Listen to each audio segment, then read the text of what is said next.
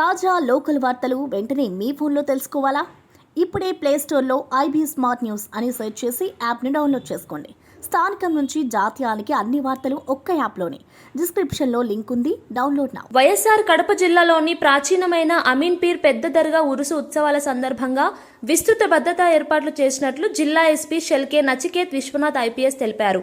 బుధవారం దర్గా పరిసరాలను పరిశీలించిన ఆయన ఉత్సవాల కోసం సుమారు 400 మంది పోలీస్ సిబ్బందిని నియమించామని, 200 సీసీ కెమెరాల ద్వారా నిఘా ఏర్పాటు చేశామని తెలిపారు.